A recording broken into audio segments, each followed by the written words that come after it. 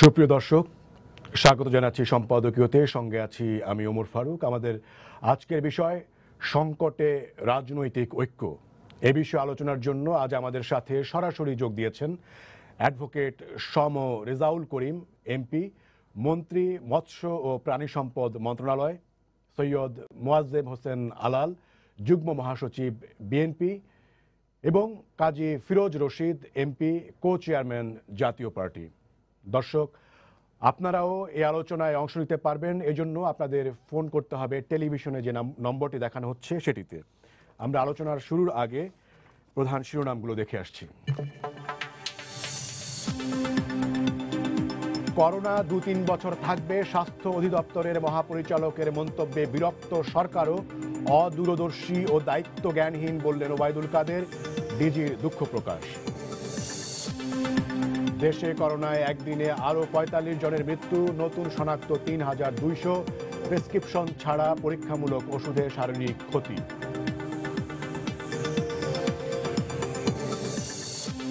Corona সংকটে চাকরি হারিয়ে রাতের আধারে ঢাকা ছাড়ছেন অনেকে, দিতে পারছেন না বাড়ি ভাড়াও, অনিশ্চিত ভবিষ্যৎ নিয়ে শঙ্কা।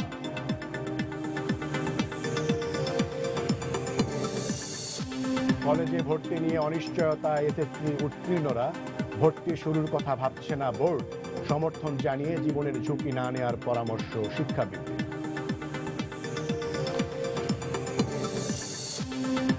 এবং দীর্ঘ ৩ মাস পর রোববার ফজর থেকে খুলে দেয়া হচ্ছে পবিত্র হারাম শরীফ সহ মক্কার সব মসজিদ। জামাতে মানতে হবে শারীরিক দূরত্ব।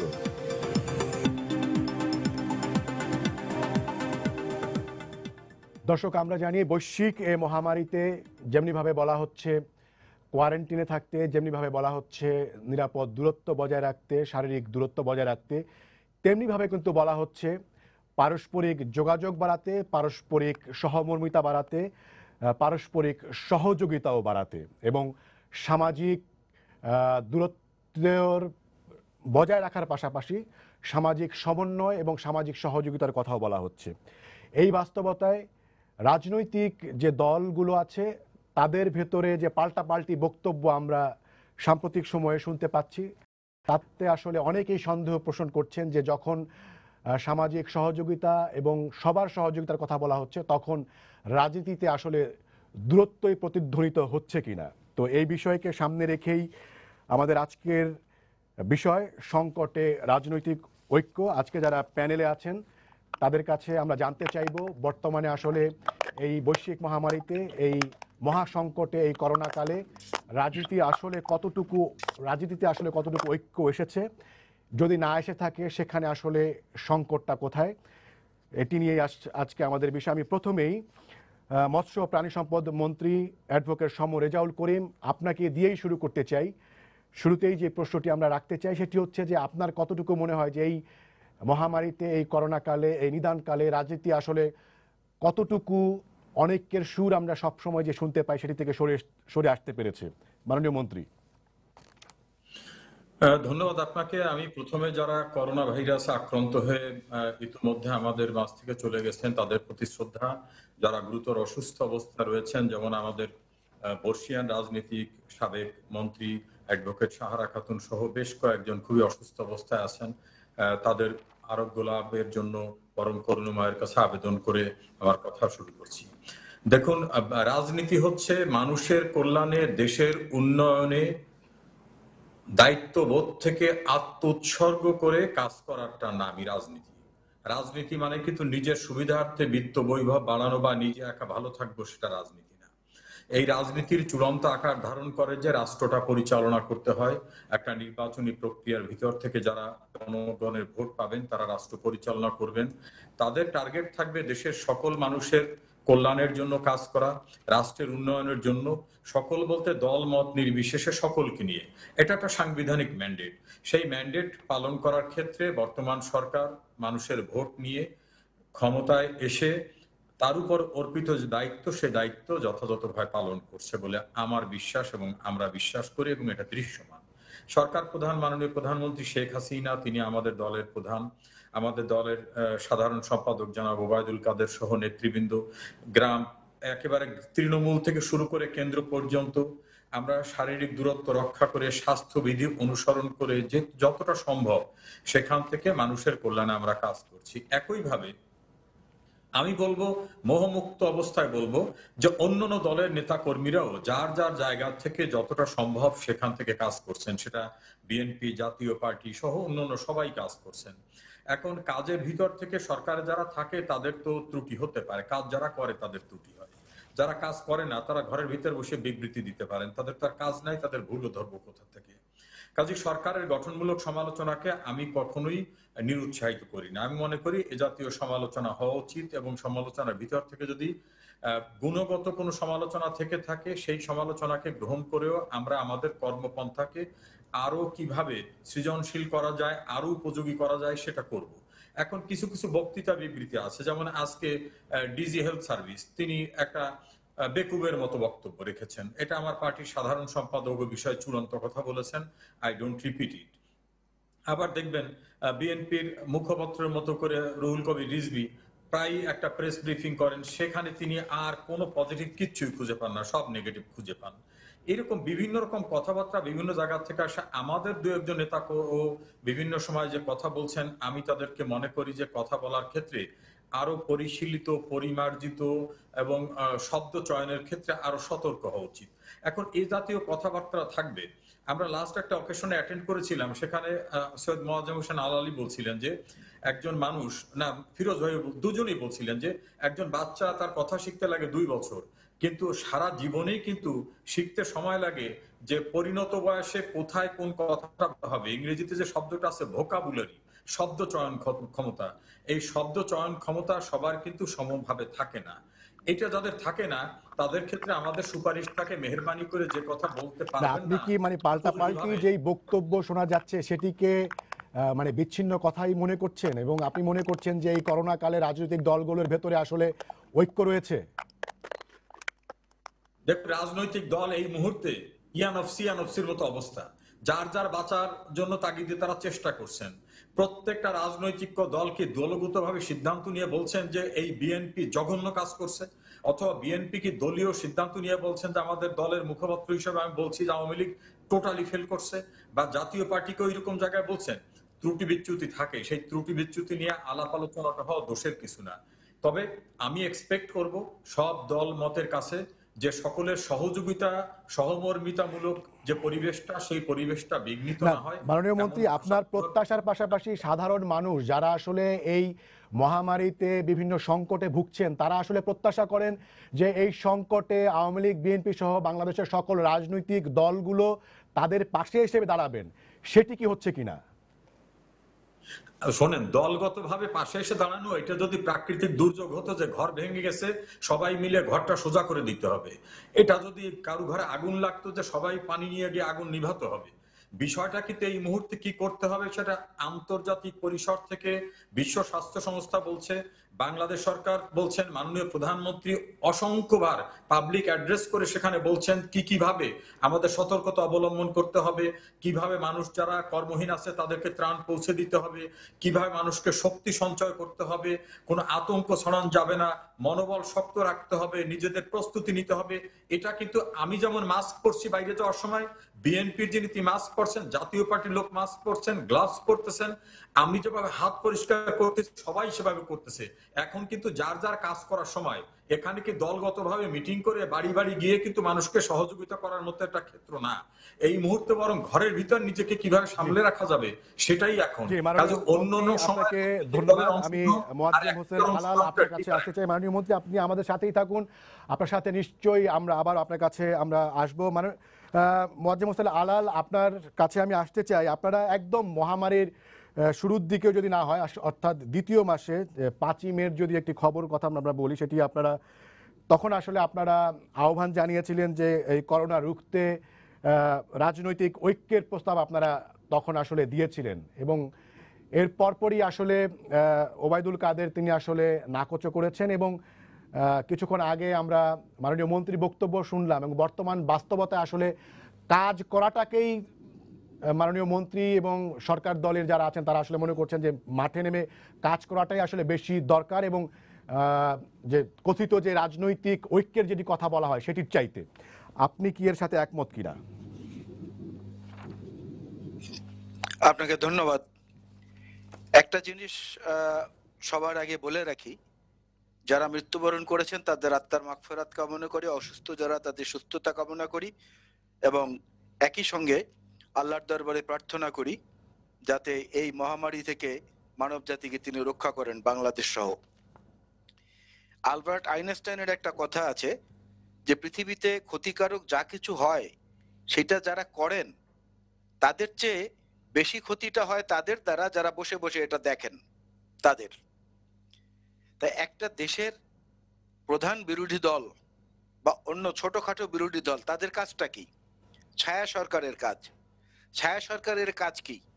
সে মধ্যযুগের কবি জয় গোস্বামীর মতো যে কোট আনকোট হে সুভদ্র নাগরিকগণ জেনে নিন আজ আমাদের সকল কথা একমাত্র হ্যাঁ বলাই আপনাদের কাজ, এটা যদি হয় তাহলে মন্ত্রী সাহেবের কথা ঠিক আছে।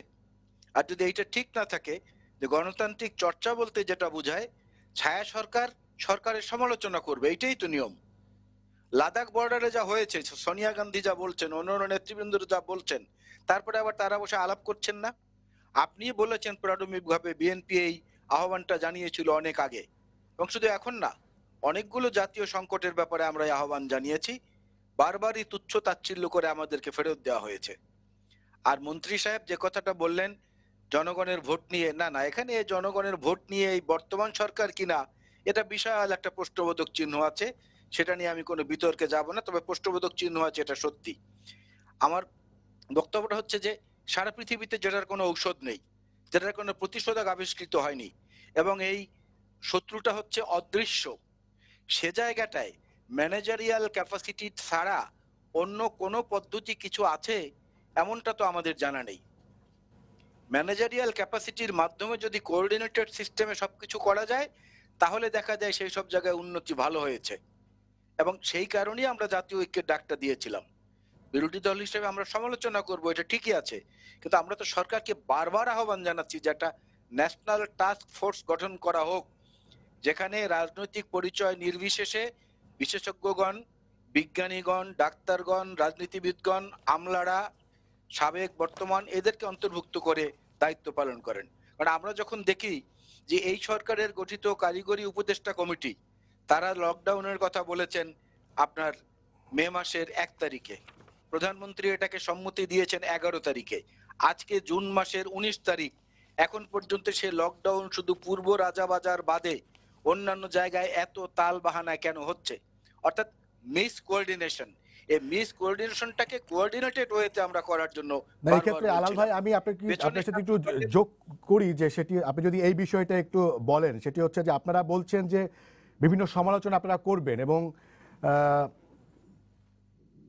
মাননীয় মন্ত্রী তিনিও আসলে বলছেন যে সমালোচনার কোনো সমস্যা নেই। কিন্তু আমি যেই প্রসঙ্গে আপনাকে বলতে মানে আপনার দৃষ্টি আকর্ষণ করছি সেটি হচ্ছে যে ওবায়দুল কাদের 16ই জুন বলেছেন যে বিএনপির নেতারা নিজেদের ব্যর্থতা ঢাকতে বাক্যালাপের বীরত্ব প্রদর্শন করছেন, এবং তিনি আপনাদেরকে আখ্যা দিয়েছেন কর্মভীরু বলে। এবং আজ মাননীয় তথ্যমন্ত্রী বলেছেন যে ঘরে বসে থাকায় বেঁচে যাচ্ছেন বিএনপি নেতারা। অর্থাৎ আপনার ঐক্যের কথা বলে আসলে মাঠে নামাকে আসলে আপনারা এড়িয়ে যাচ্ছেন, এটা ওনারা বলতে যাচ্ছেন। না, আমরা মাঠে আছি অনেক আগে থেকেই। আপনি জানেন যে এই একটি সর্বশেষ যে পরিসংখ্যান আমাদের, তাতে এখন পর্যন্ত বিএনপির ঢাকা মহানগরের উত্তরে সাধারণ সম্পাদক সহ বিভিন্ন জায়গায় আমাদের 63 জন নেতাকর্মী এখন পর্যন্ত মৃত্যুবরণ করেছেন। আক্রান্তের সংখ্যা প্রায় 130 জন এখন পর্যন্ত। অনেকেই এ কথাটাকে বলতে চান না সামাজিক ভাবে, তারপরেও জাতীয় করোনা সংক্রান্ত যে কমিটিটি বিএনপির হয়েছে সেটার মধ্যে আমিও একজন সদস্য, সেই হিসেবে আমার প্র্যাকটিক্যাল এক্সপেরিয়েন্স থেকে আমি বলছি। আর একটা কথা হচ্ছে যে আলোচনার মধ্য দিয়ে সমন্বিত কর্মসূচি গ্রহণ করলে তাতে অপরাধটা কোথায়?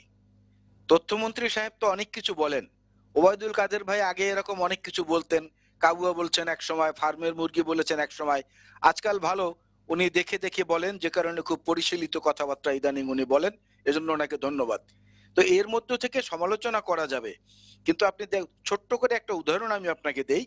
এই যে সিঙ্গাপুরে আমাদের লেবাররা যারা আছে, আমাদের শ্রমশক্তি যারা আছে, তারা সেইখানে 5 স্ট্যান্ডার্ড হোটেলে, তারপরে all facilities of housing society সেখানে, তারপরে উন্নত মানের হাসপাতালে চিকিৎসা পাচ্ছে বিনা পয়সায়, বিনা কিছুতে। আর আমাদের এখানে ভেন্টিলেশনের অভাবে বিশাল শিল্পপতি বড় ধরনের এই যে এসালম গ্রুপের এক ভাইয়ের মুখ থেকে ভেন্টিলেশন খুলে আর এক ভাইকে দেওয়ার চেষ্টা করা হচ্ছে বাঁচানোর জন্য। অর্থাৎ টাকা থাকলেই হয় না, অর্থ থাকলেই হয় না, ওইটার যে ব্যবস্থাপনা, সে ব্যবস্থাপনার জন্য সমস্ত বুদ্ধি আমার একার মাথায় আছে। আর শুধুমাত্র প্রধানমন্ত্রীর দোহাই দিয়ে বলা হবে তার উপরে আস্থা রাখুন, তার উপরে ভরসা করুন, আল্লাহ খোদার কোনো নাম নেই, শুধু একজনের উপরে ভরসা করে থাকলে হবে? বারবার তো সবাই এই কথাটাই বলছেন। এই যে স্বাস্থ্য মহাপরিচালকের কথা বললেন, উনি একটা সময় বলেছে না, উনি একটা সময় বলেছে, আমি কথাটা শেষ করি, উনি একটা সময় বলেছেন, বেশি দিন হয় নাই, এর চেয়েও খারাপ কথা বলেছেন উনি বলেছেন যে বাংলাদেশের গরম আবহাওয়া এবং আর্দ্রতার কারণে, অর্থাৎ হিউমিডিটির কারণে বাংলাদেশে করোনার প্রকোপ কখনোই বাড়বে না। আমরা অনেক আওয়ামী লীগের মন্ত্রী এমপিকে বলতে শুনেছি প্রধানমন্ত্রী শেখ হাসিনা থাকলে আমাদের কোনো সমস্যা নাই। অনেককে বলতে শুনেছি আমাদের উপজেলা পর্যায় পর্যন্ত প্রস্তুতি আছে। কেউ কোনো মন্ত্রী বলেছেন আমরা চায়নার মতো 10টা হাসপাতাল তৈরি করে দেব। কোনো মন্ত্রী বলেছেন পিপিই, মাস্ক এবং এইসব স্বাস্থ্য সুরক্ষা সামগ্রী বিদেশে আমাদের কাছ থেকে নেয়ার জন্য অর্ডার দিয়েছে। কেউ বলেছেন এটা সর্দি কাশির মতো, হাঁচি কাশির মতো সামান্য জিনিস, এটা ছোঁয়াচে কিছু নয়। এই যে দায়িত্বহীন কথাবার্তা, এগুলো বললেও কি সেটা আমাদের অপরাধ? এগুলো বলা মানে তো শত্রুতা না। আপনার কাছে নিশ্চয়ই আমি আবার আসবো। আমি একটু কাজী ফিরোজ রশিদ এমপি আপনার কাছে আসতে চাই। ফিরোজ ভাই, আপনার কি মনে হয়, আপনি দুজনের বক্তব্য শুনলেন এবং আপনি নিজেও একটি রাজনৈতিক দলের কো চেয়ারম্যান, জাতীয় পার্টির কো চেয়ারম্যান, আপনার কি মনে হয় যে বর্তমান যে বৈশ্বিক সংকট এবং বৈশ্বিক মহামারী চলছে, এই অবস্থায় রাজনীতিবিদদের এবং রাজনৈতিক দলগুলোর যে ভূমিকা রাখছে এবং তাদের ভেতরে যে মিথস্ক্রিয়া বা কিংবা যে পাল্টাপাল্টি বক্তব্য হচ্ছে, সেটি আসলে কতটুকু মনে হচ্ছে যে আসলে এই মহামারীতে যেই ধরনের ভূমিকা নেওয়া দরকার তার সাথে আসলে যায় বলে আপনি মনে করেন? দেখুন, দেশে এখন ক্রান্তিকাল চলছে, একটি মহা বিপদের মধ্যে গোটা জাতি পড়ে গেছে। করোনা ভাইরাসের মতন একটি অদৃশ্য শক্তি গোটা পৃথিবীকে গ্রাস করে ফেলেছে, শুধু আমাদের দেশ না। ঠিক এই মুহূর্তে এখন রাজনীতি করার সময় না, এখন সময় হচ্ছে কিভাবে মানুষকে বাঁচিয়ে রাখা যাবে, কিভাবে নিজেরা নিরাপদ থাকা যাবে, সেই দিকে সবার দৃষ্টি রাখা। আমি মনে করি যে দেশ ভালো হলে রাজনীতি করা যাবে, আলোচনা সমালোচনা আন্দোলন সংগ্রাম সবই করা যাবে, কিন্তু এই মুহূর্তে কিন্তু এটা সময় না। এই মুহূর্তে হচ্ছে আল্লাহ রাব্বুল আলামিনকে সামনে রেখে তাকে স্মরণ করে মানুষের পাশে আমাদের দাঁড়ানো। যে যতটুকু তার স্থান থেকে পারে ওইটুকু করবে, সমালোচনা করার দরকার নেই। কারণ এটা এমন একটি রোগ যে আপনি তার কাছে গিয়ে তাকে ধরতে পারতেছেন না। এমনকি আপন জন, পিতা তার সন্তানের কাছে পর্যন্ত যেতে পারতেছে না, স্ত্রী তার স্বামীর কাছে যেতে পারতেছে না। এমন একটি অদৃশ্য শক্তি এইভাবে গ্রাস করছে জাতিকে। আমি কিছু বলতে চাই যে এই যে আমাদের স্বাস্থ্য অধিদপ্তর, এখানে খুব যোগ্য, সৎ বা দক্ষ বা কমিটেড লোক, দেশপ্রেমিক লোকের খুব অভাব। তারা সম্পূর্ণভাবে প্রস্তুত ছিল না, অথচ তারা আমাদের প্রথম থেকে বলে আসতেছিল যে তারা সম্পূর্ণ প্রস্তুত। তারা প্রস্তুতি দিচ্ছিল কেনাকাটায়, কি কিনবে, এই ধরনের করোনা ভাইরাস আসলে তারা কি ধরনের টেন্ডার করা যাবে, এই সমস্ত তারা ব্যস্ত ছিল।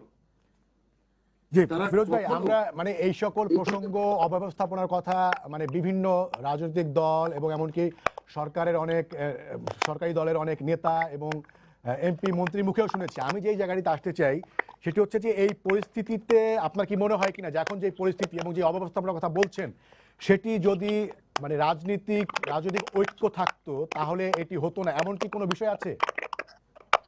এটা কোনো অনেকের ব্যাপার না।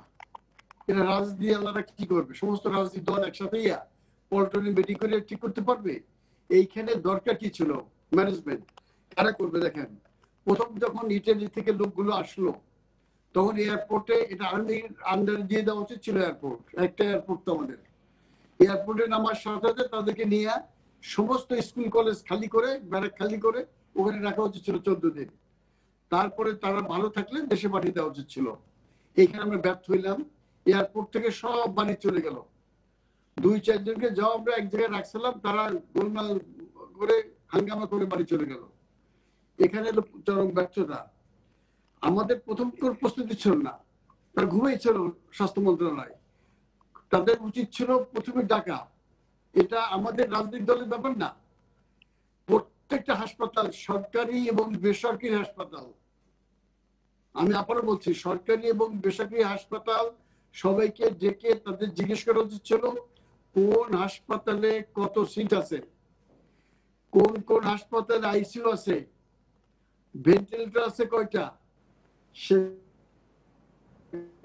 ফিরোজ ভাই, এর পাশাপাশি কি আপনার মানে রাজনৈতিক দলগুলো, যেমন ভাবে আমরা দেখতে পাচ্ছি যে বিভিন্ন সামাজিক সাংস্কৃতিক সংগঠনগুলো সাধারণ মানুষের পাশে দাঁড়াচ্ছে, বিভিন্ন ব্যক্তি পর্যন্ত দাঁড়াচ্ছে, সেই ক্ষেত্রে কি মানে সাধারণ মানুষের পাশে এই করোনাকালে সাধারণ মানুষের পাশে দাঁড়ানোর কি কোনো দায়িত্ব বা ভূমিকা রাখার কি একটা বিষয় আছে না, নাকি শুধু একমাত্র সরকারি শুধু এই সকল দায়িত্ব?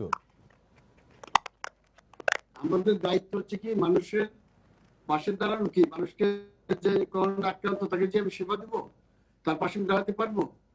আমরা কিভাবে পারবো? আমরা পারবো তাকে কিছু, যদি সে অভুক্ত থাকে তাকে আমরা খাবার পৌঁছে দিতে পারবো, আমরা রিলিফ দিতে পারবো। যদি কোনো লোক বাড়ি থেকে বের করে দিতে চায়, ভাড়া দিতে পারে নাই, সেইখানে আমরা তাকে বাধা দিতে পারবো যে 4 মাসে ভাড়া দিতে পারবো না। যে ছাত্রটি স্কুলে বেতন দিতে পারতেছে না, আমরা বলে দিচ্ছি স্কুলে বেতন কারোর কাছ থেকে এখন নেওয়া যাবে না, যেহেতু সবকিছু বন্ধ। কিন্তু এই মুহূর্তে ডাক্তার ছাড়া, ডাক্তাররা তো মরতেছে, আমরা কি করতে পারি বলেন? আপনারা সাজেশন দেন যে আপনারা কালকে থেকে যারা করোনা আক্রান্ত তাদেরকে নিয়ে আপনারা তাদের বাসায় যাবেন, তাদের ওখানে সেবা করবেন, তাদের হাসপাতাল দেবেন। জি ফিরোজ ভাই, আপনাকে ধন্যবাদ, আপনি আমাদের সাথেই থাকুন। আমি অ্যাডভোকেট সমর রেজাউল করিম এমপি আপনার কাছে আসতে চাই। একটা কথা শেষ করতে দেন। জি বলুন। আমাদের আর্টিকেল 7 হচ্ছে এই রাষ্ট্রের মালিক, প্রজাতন্ত্রের মালিক হচ্ছে জনগণ। তো জনগণকে কি আমরা সেবা দিতে পারছি? যারা আক্রান্ত হয়েছে তাদেরকে নিয়ে এই হাসপাতাল ওই হাসপাতাল করতে করতে রাস্তাঘাটে প্রথম তারা মৃত্যুবরণ করেছে। আমরা সন্তান প্রসব দিতে গেছি রাস্তায়। তা আমরা আমাদের কি প্রজাতন্ত্রের মালিক তখন জনগণ না? কিছু কিছু মনে হচ্ছে যে রাষ্ট্রের এখন সমস্ত মালিক হচ্ছে এই প্রশাসনরা। তারা সরকারি কর্মকর্তারা হচ্ছে রাষ্ট্রের মালিক, মুক্তার হয়ে বসে গেছেন। তারা এখন নিজেদেরকে প্রভু মনে করেন, তারা সেবক মনে করেন না। নাহলে আমাদের লোক বিনা চিকিৎসা কেন মারা যাবে? আমরা মৃত্যু হচ্ছে আল্লাহর হাত, কে বাঁচবে কে মরবে, কিন্তু একটা লোককে আমরা হাসপাতাল পর্যন্ত নিতে পারবো না। প্রত্যেকটা হাসপাতাল তালা দেওয়া ছিল। এই প্রাইভেট হাসপাতালগুলো শত শত কোটি টাকা ইনকাম করছে ভালো সময়, যখন আমাদের দুর্দিন আসলো তারা তালা লাগাই দিল। এই দায়িত্ব কার ছিল? এটা স্বাস্থ্য মন্ত্রণালয় অধিদপ্তরের ছিল, সরকারের ছিল। তাদের থেকে প্রতি বলা উচিত তোমার কতগুলো সিট ছিল। জি ফিরোজ ভাই, আপনাকে ধন্যবাদ। আপনার কাছে আমি আবারও আসবো। অ্যাডভোকেট সমর রেজাউল করিম এমপি আপনার কাছে আসতে চাই। এখন পর্যন্ত নানান ধরনের ব্যবস্থাপনার সংকট, অসঙ্গতি সহ বিভিন্ন বিষয়ে আলাল ভাই তুলে ধরেছেন এবং কাজী ফিরোজ রশিদ এমপি তিনিও বলেছেন, এবং তিনি সবকিছুর ক্ষেত্রেই আসলে সরকারকেই দায় দায়িত্ব দিতে চাচ্ছেন। বলছেন যে সরকারি যেই নীতির সমস্যা কিংবা বিভিন্ন পলিসির সমস্যার কারণেই আসলে সাধারণ মানুষকে ভুগতে হচ্ছে। আপনি কি বলবেন? দেখুন, আলাল ভাই কয়েকটা বিষয় বলছে, সেটার রিপ্লাই দিয়েই কথা বলতে হবে। আলাল ভাই বললেন মন্ত্রীরা বিভিন্ন রকম কথা বলতেছে, সরকারের লোকরা বিভিন্ন রকম কথা বলতেছে, আল্লাহ খুদা নাই ইত্যাদি ইত্যাদি। আলাল ভাইরা বোধহয় এই করোনার কারণে বাইরের কোনো খোঁজ খবর রাখেন না। That is the difficulties. পার্লামেন্টের সেশনে অর্থমন্ত্রী যেদিন তার বাজেট উত্থাপন করেছেন, পবিত্র কোরআনের আয়াত থেকে শুরু করেছেন, শেষ করেছেন পবিত্র কোরআনের আয়াতকে উদ্ধৃত করে, এবং সেটা ডিজিটাল স্ক্রিনে পর্যন্ত দীর্ঘক্ষণ দেখানো হয়েছে। মাননীয় প্রধানমন্ত্রী সহ পার্লামেন্টে যারা পার্টিসিপেট করতেছেন, এমনকি আলাল ভাইদেরও একজন সদস্য পার্টিসিপেট করছেন, সবাই কিন্তু পরম করুণাময় আল্লাহ রব্বুল আলামিনের রহমত কামনা করে এই অবস্থার থেকে রক্ষা পাওয়ার জন্য যে মোনাজাতটাও পার্লামেন্টে হয়েছে, সেখানে কিন্তু দীর্ঘ সময় মানে আল্লাহ তুমি এই গজব থেকে জাতিকে রক্ষা করো, আমাদেরকে রক্ষা করো, আমাদের ভুল ত্রুটি হলে আমাদের ক্ষমা করো, আমাদের মাফ করো। এবং যত জায়গায় যত কথা হচ্ছে সবখানি কিন্তু আল্লাহ রহমত কামনা করা হচ্ছে। কাজে আলাল ভাই যদি একটা শব্দ ব্যবহার করে বলেন যে আল্লাহ খোদা নাই, কোথায় কি, তাতে মনে হয় যেন বিএনপি আল্লাহ খোদা সব দায় দায়িত্ব গ্রহণ করছে, আর কেউ আল্লাহ খোদার দায় দায়িত্ব গ্রহণ করেন নাই। এক নাম্বার 2 হচ্ছে এই যে আপনি বারবার বলছেন যে রাজনৈতিক দল মাঠে নামবে, রাজনৈতিক দল মাঠে নামবে। কাজী ফিরোজ রশিদ বললেন রাজনৈতিক দল মাঠে নামবে কি? এটা কি আমরা কার ঘর ভাঙছে ঘর তুলে দিতে যাব, সবাই পাশে দাঁড়াবো? এই সময় বরং যার যার নিজেটা আইসোলেশনে থাকতে হবে, কোয়ারেন্টাইনে থাকতে হবে, লোক একত্রিত হওয়া যাবে না। আমরা করব কি? একজন মানুষের বিপদে আছে, কর্মহীন মানুষকে খাবার দিতে হবে। আমার দলের পক্ষ থেকে আমরা 90 লক্ষের ঊর্ধ্বে পরিবারকে ত্রাণ পৌঁছে দিয়েছি। আমরা গ্রাম থেকে শুরু করে শহর পর্যন্ত, ওয়ার্ড পর্যন্ত আমাদের কর্মীরা কাজ করেছে। এটা আমরা রাজনৈতিক দল হিসেবে করেছি, সরকারটা সেপারেট। সরকার বিভিন্ন পর্যায়ে মানুষের কাছে ত্রাণ পৌঁছে দিয়েছেন। নিম্ন মধ্যবিত্ত, মধ্যবিত্ত, কর্মহীন মানুষ, মসজিদের জন্য বিভিন্ন পর্যায়ে যে সকল মানুষ আছে, ঈদের পূর্বে উপহার হিসাবে মানুষের কাছে 2,500 করে টাকা পৌঁছে দেওয়া হয়েছে। একটা সরকারের পক্ষে যতটা সম্ভব সেটা করা হচ্ছে। রাজনৈতিক দল হিসাবে আওয়ামী লীগের পক্ষে প্রাণপণ চেষ্টা করা হচ্ছে মানুষের পাশে দাঁড়াবার জন্য। এখন আপনি যদি বারবার বলেন যে রাজনৈতিক দল মানুষের পাশে, আর মানুষের পাশে কি করব? আমরা যদি যাই তাহলে তো করোনা ছড়াবে, করোনা ভাইরাস আমরা ইনভাইট করে আনবো। এই সময় দরকার যার যার আইসোলেশনে থেকে আমরা বারবার যেই জায়গাটিতে আসতে চাচ্ছি সেটি হচ্ছে যে মানে রাজনৈতিক ঐক্যটা আসলে দেখা যাচ্ছে কিনা, মানে এই করোনা কালেও এই মানে নানান ভোগান্তির সময়েও যখন সাধারণ মানুষ দেখেন যে রাজনৈতিক দলগুলো, রাজনৈতিক নেতারা একে অপরের বিরুদ্ধে কথা বলছেন, সেইটা আসলে তাদের কতটুকু সুখকর? করোনা ভাইরাসের সময় মির্জা ফখরুল ইসলাম রাস্তায় আসছেন, করোনা ভাইরাসের সময় বেগম খালেদা জিয়া রাস্তায় আসছেন, ওবায়দুল কাদের সাহেব অসুস্থ বাসায় বসে তার ফাংশন করছে তার দলকে। এখন চান কি করোনা ভাইরাসের সময় দলের নেতারা সবাই রাস্তায় মাঠে থাকবে? আর করোনা ভাইরাসে ধরেন সব নেতারা নামলো, এরা কি চিকিৎসা বিশেষজ্ঞ? বাংলাদেশে কোনো ডাক্তারও কি এখন পর্যন্ত করোনা বিশেষজ্ঞ? অবশ্যই না। বিভিন্ন ভাবে তারা যে তথ্য উপাত্ত আন্তর্জাতিক পরিসরে পাচ্ছেন সেইটার আলোকে মানুষকে উৎসাহিত করার চেষ্টা করছেন আমাদের চিকিৎসা বিজ্ঞানীরা। এখানে যদি একটা ধরেন সেন্ট্রাল একটা কমিটি করলাম, আওয়ামী লীগ, বিএনপি, জাতীয় পার্টি সকলকে নিয়ে একটা কমিটি করলাম, এই কমিটি কাজটা করবে কি? এর ভিতর করোনা বিশেষজ্ঞ কে কে আছে? ডাক্তাররা খুঁজতে পারতেছে না, 40 জন ডাক্তার মারা গেছেন। সারা দুনিয়ার সবচেয়ে উন্নত রাষ্ট্র, আমি একটা আপনাকে স্ট্যাটিস্টিক্স দেই, যুক্তরাষ্ট্রে 67,000 মিলিয়নের দেশে প্রতি মিলিয়নে গড়ে মারা গেছে 1000। বাংলাদেশে সেই তুলনায় মৃত্যুর হার কি স্বাভাবিক ছিল? বাংলাদেশের অবস্থা কি? বাংলাদেশের স্বাস্থ্য খাতে কতটা বরাদ্দ আছে? বাংলাদেশের মানুষ অনুপাতে কতজন ডাক্তার এই দেশে আছে? সেই তুলনায় বাংলাদেশের যে ম্যানেজমেন্ট হচ্ছে, হ্যাঁ ম্যানেজমেন্টের ভিতর ত্রুটি আছে, সমন্বয়হীনতা আছে, কিন্তু চেষ্টার জায়গার থেকে ন্যূনতম কোনো ঘাটতি নাই। আমরা কি জানতাম যে একটা করোনা হলে কি কি প্রস্তুতি আমাদের নিতে হবে? আমরা কি জানতাম করোনা হলে কি কিভাবে কাজ করতে হবে? এর জন্য কি আলাদা কোনো প্রস্তুতি আমাদের ছিল? আমেরিকা, ইংল্যান্ড, সিঙ্গাপুরের কারো নাই। যে চীন বলছে যে আমরা পুরো সুস্থ হয়ে গেছি, সেই চীনে আবার ভয়াবহ আকার ধারণ করছে। আমেরিকা মাননীয় মন্ত্রী, আমি আপনার কাছে আবারও আসবো। আপনি আপনার কাছে, আমি অ্যাডভোকেট সৈয়দ মুয়াজ্জেম আলাল আপনার কাছে আসতে চাই। মাননীয় মন্ত্রী বলছেন যে কোনো ধরনের ঘাটতি, বড় ধরনের ঘাটতি উনি দেখতে পান না, এবং বলছেন যে এখন আসলে সমালোচনার সময় নয়, এখন আসলে কাজের সময়। না, সমালোচনার অর্থ তো শত্রুতা না। সমালোচনা হচ্ছে ভুল ধরিয়ে দেয়া, এবং সেটা বিরোধী দলের দায়িত্ব। সেই দায়িত্বটাই পালন করা হচ্ছে বিভিন্ন সময়।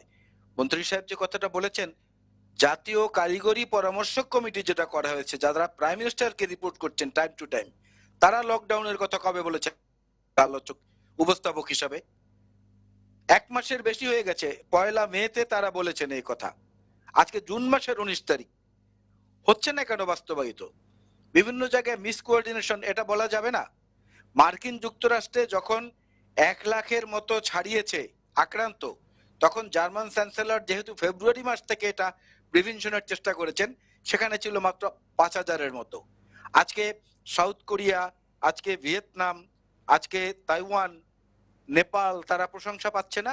বলতে পারেন যে ওই দেশের সঙ্গে আমাদের ডেমোগ্রাফিক যে স্ট্রাকচার সেইটা মেলে না। হ্যাঁ, ঠিক আছে, আমাদের ডেমোগ্রাফিক স্ট্রাকচার মেলার জন্য যে বিষয়টা, সেই বিষয়টার জন্য একটা কমিটি তো করা যেত যারা সরাসরি কাজ করত, এবং সেখানে বারবারন্ত কথাবার্তা যেগুলো হয়েছে তো হয়েছে, এবং এই যে মৃত্যু এবং এই যে কাজ, সেখানটা আপনি দেখবেন বিএনপির পক্ষ থেকে সচেতনতামূলক লিফলেট, বিএনপির পক্ষ থেকে স্বাস্থ্য সুরক্ষা সামগ্রী হাসপাতালগুলোতে যতটা সম্ভব পৌঁছে দেয়া, রাস্তার মোড়ে মোড়ে হাত ধোয়ার ব্যবস্থা করে দেয়া, তারপরে ধান কাটতে আমাদের ছাত্রদল যুব দলের ছেলেদের নামা, এখন পর্যন্ত তারা মাঠে আছে। বরং এই কাজ করতে গিয়ে আমাদের নেতাকর্মীরা গ্রেফতার পর্যন্ত হয়েছেন এবং এখন পর্যন্ত শুধুমাত্র সরকারের প্রদত্ত ত্রাণ চুরি, রিলিফ চুরি, নগদ টাকার মধ্যে চুরি যেগুলো হয়েছে সেই সম্পর্কিত রিপোর্ট করার কারণে 37 জন সাংবাদিকের বিরুদ্ধে এখন পর্যন্ত মামলা হয়েছে 67টি এবং তার মধ্যে অনেকে গ্রেফতারও হয়েছেন। তার অর্থ কি সরকার কোনো সমালোচনায় সহ্য করতে পারছে না। এভাবে হলে তো হবে না। আজকের মৃত্যু পর্যন্ত তো শেষ নয়, এরপরে যেটা আসছে, এরপরে সানেম, যেটা south Asian network on economic development, যেটার কথা আমাদের সরকারের অনেক মন্ত্রীর মুখে প্রায়ই শুনি, তারা বলেছেন যে এখন পর্যন্ত গতকালকে তাদের রিপোর্টে এটা এসেছে 18 তারিখে, তারা বলছে যে এখন পর্যন্ত 1000-এর উপরে গার্মেন্টস ফ্যাক্টরি বন্ধ হয়ে গেছে, 20 লাখ কর্মী বেকার হয়ে গেছে, কথা তারা বলছেন। এবং ওয়ার্ল্ড ব্যাংক বলছেন যে যে অবস্থাটা বাংলাদেশে দাঁড়িয়েছে তাতে the rate of poverty may have double to 40.9 since the beginning of the pandemic. অর্থাৎ মহামারীর শুরু থেকে এখন পর্যন্ত 40.9% বেকারত্ব বেড়েছে। এগুলো সামনে তো আসছে ভয়াবহ আকারে, প্রবাসীরা ফেরত আসছে, সে ব্যাপারে ন্যাশনাল টাস্ক ফোর্স গঠন করতে বলাটা তো অপরাধ না। পাশে থাকা মানে তো এইভাবে পাশে থাকা। আলাল ভাই, এটা তো বৈশ্বিক যে ফেনোমেনা বা বৈশ্বিক যে লক্ষণ, সেগুলি আসলে বৈশ্বিক চিত্র। পৃথিবীর সকল দেশেই আসলে যারা প্রবাসী আছেন তার রেমিটেন্স কমে যাচ্ছে, সেখানে বেকারত্ব আছে। তো সেইটার সাথে মানে গঠনমূলক পরামর্শ বা গঠনমূলক সমালোচনা সেটা তো সরকার প্রত্যাশা করতেই পারে, এবং সেটি আপনারা করতে ব্যর্থ হচ্ছেন বলেই বারবার সরকারের পক্ষ থেকে বলা হচ্ছে। আমি এতক্ষণ যে কথাগুলো বললাম, একটাও কি আমি সরকারের ঘাড়ের উপরে হাত দিয়েছি বা সরকারকে কখনো বলেছি? ছোটবেলায় দেখতাম সরকার, ওই যে আমার মামাদের দোকান ছিল বরিশাল শহরে, সেখানে বসে বসে হিসাব কিতাব লিখতো। হিন্দু ভদ্রলোকরাই বেশি থাকতেন, তাদের ঠান্ডা মাথায় হিসাব ঠিক করে লেখার জন্য তাদেরকে সরকার বাবু বলা হতো। কারণ ওই রকম সরকার যদি হয় যা লিখিত এবং বিবৃতি দেয়া, বক্তব্য দেয়া, তাহলে আলাদা কথা। আর যদি দায়বদ্ধতার বিষয় থাকে, জবাবদিহিতার বিষয় থাকে, সেখানে তো জবাবদিহি করতে হবে মন্ত্রীকে। মন্ত্রী সাহেব অসন্তুষ্ট হলে তো হবে না, জবাবদিহি করে বরং প্রমাণ করতে হবে যে আপনাদের কথাগুলোর মধ্যে এই এই ত্রুটি আছে, আমরা এগুলো সংশোধনের চেষ্টা করব। না হলে এটা একটা খামখেয়ালিপনার মতো দেখাবে। আপনি এখন যদি আমি বলি যে রেজাউল করিম সাহেব কিংবা আপনার আরো কিছু মন্ত্রীরা আছে, আমি নাম বলতে চাই, তাদের মুখ থেকে তো কোনো বেফাস কথা আমরা এখন পর্যন্ত শুনিনি, কিন্তু তাদের চেয়ে সিনিয়র অনেকের মুখ থেকে শুনেছি, এখনো নিয়মিত শুনছি। এখন যদি আমাকে বলেন যে না আপনি আয়না নিয়ে ঘুরবেন না, তাহলে আমাকেও বলতে হবে যে হ্যাঁ, অন্ধের কাছে আয়না নিয়ে ঘুরে তো কোনো লাভ নেই। এরকম অন্ধ যারা আছে তাদের ধন্যবাদ। আমরা নিশ্চয়ই আপনার কাছে আবারও আসবো। আমি কাজী ফিরোজ রশিদ এমপি আপনার কাছে আসতে চাই। সব মিলিয়ে আপনি বলছিলেন যে এখন আসলে সমালোচনার সময় নয়, কিন্তু আমরা দেখেছি যে আপনাদের দলেরই চেয়ারম্যান জিএম কাদের তিনি বলেছেন যে হাসপাতালের যে অব্যবস্থাপনা হয়েছে সেটি নিয়ে তিনি তদন্ত কমিটি গঠনের দাবি জানিয়েছেন। আমার প্রশ্ন হচ্ছে যে আপনারা সংসদে বিরোধী দল হিসেবে আপনাদের যে ভূমিকা, এই সংকটকালীন যে ভূমিকা, সেই ভূমিকা কি জাতীয় পার্টি রাখতে পারছে বলে আপনার মনে হয় কিনা? জাতীয় পার্টি সবসময় তাদের নিজেদের স্টাইলে তারা রাজনীতি করে। আমাদের সংসদ কখনো আমরা কিন্তু বর্জন করি না। আপনারা লক্ষ্য করেছেন যে সংসদ বর্জন করার সংস্কৃতি জাতীয় পার্টি পছন্দ করে না। জাতীয় পার্টি তার নিজস্ব স্টাইলে রাজনীতি করে এবং সেইটাই আমরা করে যাব। সরকার আমরা সমালোচনা করি না, কে বলছে? আমরা তো অবশ্যই চাই যে এই যে স্বাস্থ্য মন্ত্রণালয় আছে বা ডিজি হেলথ আছে, এই ডিজি হেলথ বা এই স্বাস্থ্য অধিদপ্তরকে পরিপূর্ণভাবে সাজাতে হবে। তারা সম্পূর্ণভাবে ব্যর্থতার পরিচয় দিছে। তারা খালি ব্যর্থতার পরিচয় দিছে কি, তারা লকডাউন কি, সাধারণ ছুটি কি, কারফিউ কি, কিছু কাউকে বুঝাতে পারে নাই। প্রথম থেকে যদি তারা সক্রিয় থাকতো, সরকারকে বুঝাইতো যে এই লোকগুলো দেশে আসার সাথে সাথে তাদেরকে আমরা কোয়ারেন্টাইনে রাখতে হবে, আলাদা করে বিচ্ছিন্ন করে রাখতে হবে। আমরা সাধারণ ছুটি মানে ঈদে কাউকে বাড়ি যাইতে দেওয়া যাবে না। আমাদের লকডাউন মানে একসাথে একটি অঞ্চলে 14 দিন রাখতে হবে। আমরা তো মানুষের বাড়ি বাড়ি খাবার পৌঁছিয়ে দেবো, রাত্রেবেলা দিনের বেলা পৌঁছে দেবো, কিন্তু রাস্তায় যদি আমি সমস্ত মানুষকে রিলিফ করে ডেকে আনি, সেক্ষেত্রে আরো আমি লোক সরাই দেবো। এইখানে প্রশ্নটা কি, রোগ হচ্ছে কি কারো কাছে যাওয়া যাচ্ছে না, তার নিঃশ্বাস থেকে, তার কথা থেকে, হাত পা থেকে সরে যাচ্ছে রোগটা। এটা এই ধরনের রোগ এই দেশে আগে কখনো আসে নাই, এই করোনা ভাইরাসের মতন একটি অদৃশ্য রোগ। ফিরোজ ভাই, আমি একটু আপনাকে যোগ করে আপনিই বলবেন, সেটি হচ্ছে যে অনেকেই বলে থাকেন যে যে অঘোষিত ছুটি দেয়া হয়েছিল এবং অঘোষিত যে মানে সাধারণ ছুটি দেওয়া হয়েছিল এবং অঘোষিত যে লকডাউন ছিল, সেই সময় আসলে যারা আসতে বাধ্য হয়েছিলেন তারা আসলে রুটি রুজির কারণেই আসলে আসতে বাধ্য হয়েছেন, এবং সেই সময়টাতে সামাজিক সাংস্কৃতিক সংগঠন এবং রাজনৈতিক দলগুলো যদি সাধারণ মানুষের রুটি রুজি এবং ক্ষুধার নিবারণের নিশ্চয়তা যদি আরো বেশি করে দিতে পারতো, তাহলে হয়তো আরো কম লোক আসলে বের হতো এবং সেই সাধারণ ছুটি যেই কারণে দেওয়া হয়েছিল, যে লকডাউন, অঘোষিত লকডাউন যেই কারণে দেওয়া হয়েছিল, সেটি আসলে আরো বেশি ফলপ্রসূ হতো। এবং সেই কারণে সেই জায়গাতে আসলে রাজনৈতিক দলগুলোরও আসলে দায় দায়িত্ব আছে, এটি অনেকেই বলছেন। আপনি কি বলবেন?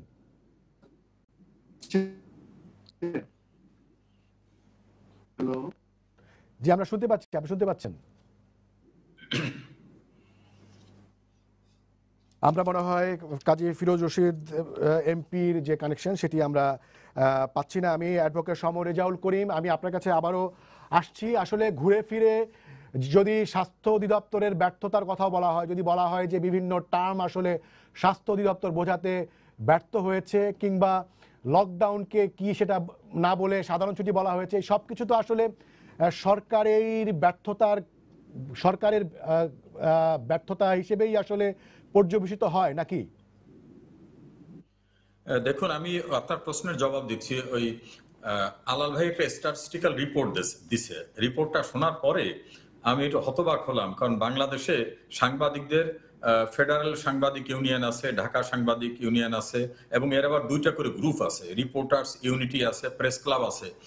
37 জন সাংবাদিকের বিরুদ্ধে নিউজ হয়েছে তারা রিলিফ ত্রাণ চুরির খবর প্রকাশ করার কারণে। এই যে স্ট্যাটিস্টিক্যাল রিপোর্টটা আলাল ভাই দিলেন, এবং সময় টেলিভিশনের দর্শক শ্রোতার সংখ্যা অনেক, এই জাতীয় একটা বিভ্রান্তিকর স্ট্যাটিস্টিক্যাল রিপোর্ট আমার মনে হয় কোনো সাংবাদিক ইউনিয়নও দিতে পারে নাই। এবং কোনো জায়গায় মিথ্যা সংবাদ পরিবেশনের কারণে যদি কেউ কারোর বিরুদ্ধে ইন্ডিভিজুয়াল মামলা করে, দ্যাট ইজ ডিফারেন্ট থিং, কিন্তু 37 জন সাংবাদিক বা গণমাধ্যম কর্মীর বিরুদ্ধে মামলা হয়েছে, এই তথ্যটা একেবারেই সঠিক না। নাম্বার 1। নাম্বার 2 হচ্ছে বাংলাদেশের মানুষকে বাঁচিয়ে রাখাও কিন্তু আমাদের দায়িত্ব। সেজন্যই কিন্তু করোনা ভাইরাস মহামারী আকার ধারণ করার পূর্বেই কিন্তু মাননীয় প্রধানমন্ত্রী প্যাকেজ ঘোষণা করে বিভিন্ন উৎপাদন খাতকে সচল রাখা, যারা কর্মহীন হয়ে পড়েছে, চায়ের দোকানদার, হোটেলের কর্মচারী থেকে শুরু করে রিক্সাওয়ালা, ভ্যানওয়ালা, তাদের কিভাবে বাঁচিয়ে রাখা যাবে এই কর্মসূচি নিয়েছে। এটা কিন্তু বিশ্বে এই জাতীয় পরিস্থিতিতে এমন কর্মসূচি প্রাথমিকভাবে অন্য কেউ গ্রহণ করে নাই। এই ক্ষেত্রে রাষ্ট্র অনেক দূরদর্শিতার পরিচয় দিয়েছে। এখন আপনি বললেন যে ম্যানেজমেন্টের ত্রুটি আছে, আমি এটা অস্বীকার করি না। মাননীয় মন্ত্রী, সেটি হচ্ছে মানে বেসরকারি হাসপাতালে যে নৈরাজ্য চলছে। আমাকে একটু শেষ করতে দেন, ওনাদের সময় দিয়েছেন, আমাকে একটু শেষ করতে দেন। আপনার অন্ধকার ঘরের ভিতরে সাপ কোথায় আছে কেউ জানি না। করোনা ভাইরাস আপনি নিজেও কি জানেন কোথায়? এই দেশের বিএনপি সভাপতি জানে, আওয়ামী লীগের সেক্রেটারি জানে, জাতীয় পার্টির সভাপতি জানে করোনা ভাইরাসটা কোথায় আছে কেউ জানি। যখন যে সমস্যা হচ্ছে আমরা সেটাকে অ্যাড্রেস করার চেষ্টা করতেছি। বিশ্ব স্বাস্থ্য সংস্থা যেভাবে উপদেশ দিচ্ছে আমরা সেটা করার চেষ্টা করতেছি। আমাদের আঙ্গিকেই বাংলাদেশের চিকিৎসা বিজ্ঞানের যারা এক্সপার্ট লোক তাদের নিয়ে কাজ করা হচ্ছে। খাওয়া ঘুম হারাম করে মাননীয় প্রধানমন্ত্রী তার টিম নিয়ে কাজ করছেন, তার দল কাজ করছে। দলমত নির্বিশেষে সকলকে ত্রাণ দেওয়ার জন্য বলছেন। প্রাইম মিনিস্টার বারবার বলছেন যে কোনো দলীয় দৃষ্টিকোণ না, সকলকে ত্রাণ পৌঁছাতে হবে, সকলের কাছে পৌঁছাতে হবে। অ্যাজ এ হোল রাষ্ট্রের সাংবিধানিক দায়িত্ব গ্রহণ করে যেটা করা সম্ভব সেটা আমরা করছি, কিন্তু আমাদের এই বিষয়ে তো অভিজ্ঞতা ছিল না। নতুন একটা সমস্যা, বৈশ্বিক সমস্যা, এটা মোকাবেলা করতে গিয়ে আমরা যেখানেই ধাক্কা খাচ্ছি সেখান থেকে কিন্তু আমরা শিখছি। যেখানে সমন্বয়ের অভাব সেখানে কিন্তু আমরা অ্যাড্রেস করছি। ত্রুটি নাই এ কথা আমরা বলবো না, কিন্তু সদিচ্ছারও কিন্তু ঘাটতি নাই, আমরা প্রাণপণ চেষ্টাও করছি। মাননীয় প্রধানমন্ত্রী প্রতিটি অ্যাড্রেসে কিন্তু বলতেছেন যে বড় বড় অস্ত্র যাদের হাতে আছে, হাজার হাজার কোটি টাকা আছে, তাদের হাতেও কিন্তু পৃথিবী নিরাপদ না। সকলে আল্লাহর রহমত কামনা করেন। জি, মাননীয় মন্ত্রী, আপনাকে ধন্যবাদ। আমাদের হাতে আর খুব বেশি সময় নেই। সৈয়দ মোয়াজ্জেম হোসেন আলাল, আপনার কাছে আসতে চাই। মাননীয় মন্ত্রী বললেন যে সরকারের আসলে সদিচ্ছার কোনো অভাব নেই, ওনারা সব ধরনের চেষ্টাই আসলে করছেন। তো সেই ক্ষেত্রে আসলে সব ধরনের সমালোচনাকে উনি বলছেন যে অমূলক। বুঝেছি না, ঠিক আছে। আমার আমার আমার সময় খুব কম, আমি বুঝেছি। আমি সেই অনুযায়ী কম বলার চেষ্টা করব। যেটা রেজা ভাই বলেছেন, আমার এই তথ্য যদি ভুল হয়ে থাকে আপনি করবেন না, আপনি আমাকে অনেক ভালো জানেন। কাউকে বলেন আমার নামে সাইবার অ্যাক্টের একটা মামলা করে দিতে, আমি প্রমাণ নিয়ে কোর্টে দেখাবো। এখন শুধু আপনার তো অনেক মামলা আছে, নতুন মামলা দরকার। না, না, 18/6/2020-এ না, আপনার মামলা অনেক আছে, আর আপনার মামলা দেওয়া হবে না। 18/6/2020-এ কোভিড-19 Bangladesh disaster within a disaster, Asian Times এই পত্রিকাটায় যান, সেখানে ভাই এশিয়ান টাইমসে দেখায় না, বাংলাদেশে এই অনেক ভালো তথ্যটা পত্রিকা পাবেন। আছে। ওই এই- বিদেশি এই- নাম একটা হইলেই যে ভালো পত্রিকা হয়ে যাবে। বাংলাদেশে পিটাইয়া পিটাইয়া প্রবীরের মতো হাতে বান্ধে নিয়ে আসবেন, কাজলের মতো গুম করে ফেলবেন, আরেকজনের মতো মেরে ফেলবেন, বাকিরা বিদেশ চলে যাবে।